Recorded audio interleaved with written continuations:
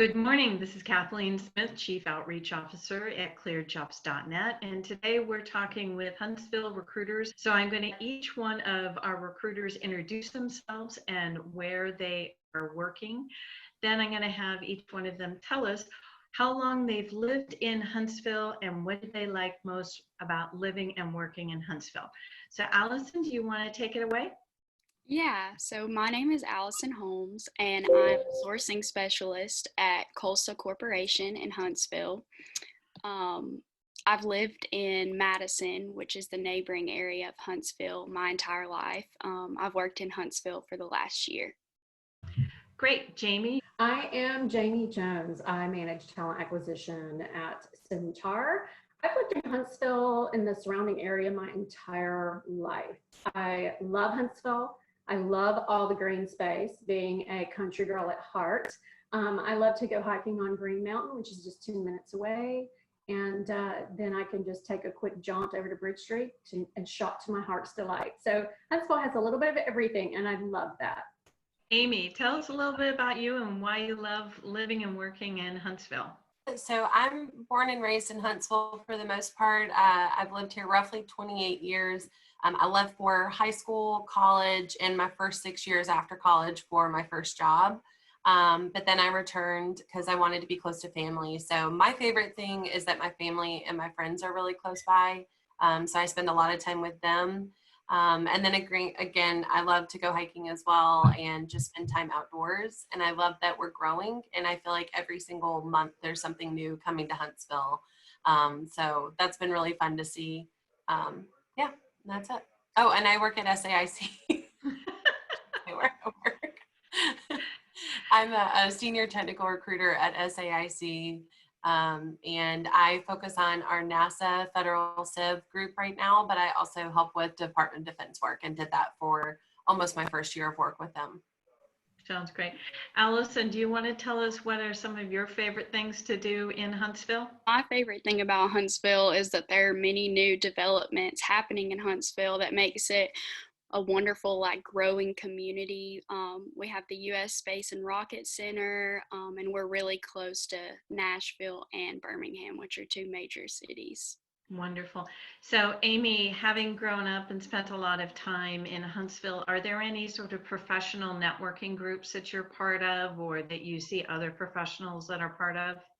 Yeah, so I'm a part of the Huntsville Young Professionals group, which I think is a standard for almost everybody to be a part of if you're in your, 20s and 30s, even 40s. So that's one that I do. And then we have a veterans group that I support whenever I can. I go to those events. Our company normally buys a table at them. And then I'm on a kickball team and I have a church family and I'm really into my church is very large. And so that's one way that I network with. I work with many, many managers that I support and they go to my church and I see them all the time. And it's just a fun community to be able to be like, hey, and see them at church on Sunday and then Monday be back in the office working for them. So that's some things that I love. Jamie, what are some of the professional associations or networking groups that you're part of? So I've been part of North Alabama Society for Human Resources Management for a little over 20 years. I started my career as a corporate recruiter and I have danced across the line of HR and recruiting my entire career. I love both aspects. And so that organization is very active and I always get amazing resources from them.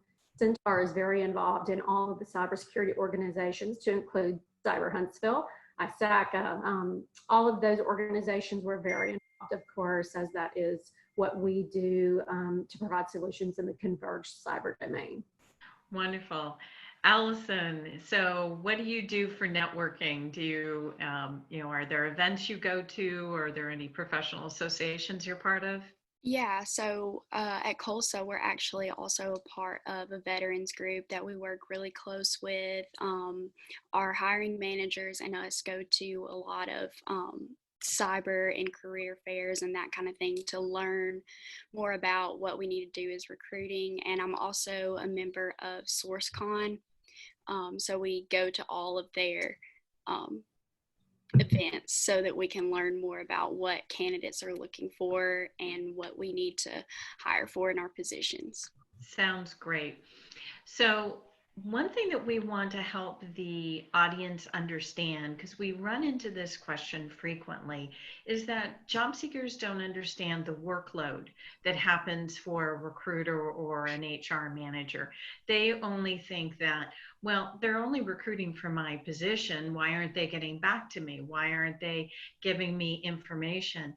And I think that typically a job seeker doesn't understand that there are many different people that you are supporting and there are many different programs that you are supporting.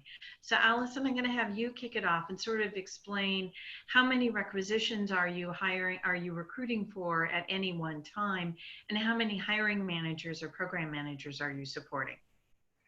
So yeah, currently I'm a sourcing specialist. So I work with 3 recruiters and I have 10 hiring managers, and our job recs, vary, day to day. It always changes. But when it comes to the hiring manager, they have twice the work of the recruiter. So they're responsible for their day-to-day work, and also they're usually managers over other employees. So what happens is I send the manager your application, and this can take a little longer than I would like it to, but the main thing to remember is that they have a lot on their plate and they're definitely keeping you in mind.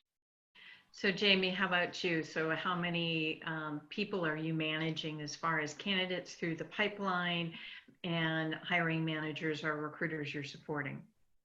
So each recruiter on my team can have, in a non-pandemic world, anywhere between 10 and 30 requisitions that they're recruiting for. And that might include current open funded positions as well as positions that we are anticipating. So the candidate is the most important part of that process, of course. And the recruiter oftentimes is, like you described, Allyson, working with that hiring manager who's managing the customer, their their employees, the candidate process. And so they are managing a lot, and the recruiter is working with that and providing gentle motivation to respond back to candidates that we submit over for positions. We are also very, for every position that we post, we probably have 20 to 40 candidates for each role. Of course, not everyone is perfectly qualified for that role, but we try to reach out and talk to everyone, because the candidate might not be perfect for this role, but they might be perfect for the next role. So it's a lot of requisitions that the recruiters are managing at once, and a lot of candidates that they're talking to all at the same time. So it can be a challenge to properly give every candidate the feedback and the information that they deserve, but we work really hard to do that. Amy, what about you? You're managing a variety of different programs, and I'm sure that you have a lot of balls in the air. What would be some of your recommendations to job seekers? Yeah, I have anywhere from 25 to 30 recs at a time. I manage 3 NASA programs by myself. So I can have anywhere from 20 to 50 applicants from within 1 week of opening a job rec. So if you multiply that by 20 positions, even going on my low amount, I mean, that could be 600 candidates plus in a matter of a week to review. And then if I have a low candidate pool with unqualified candidates, I then have to go do email blasts, and I can have anywhere from 20 to 70 responses in a matter of minutes from sending out the blast. And everyone's expecting you to respond immediately, and I'm one person. So it's just a lot to handle. I have 22 managers, each of them supporting their own sub projects within the program. So it can be a lot.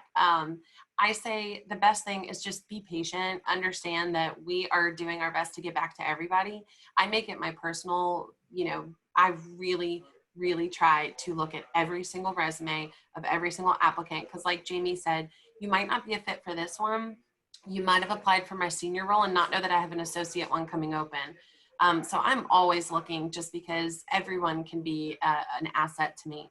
On top of just regular rec maintenance is what I kind of refer to all that as. We're also doing bamboo virtual events monthly. I'm doing 2 next week alone.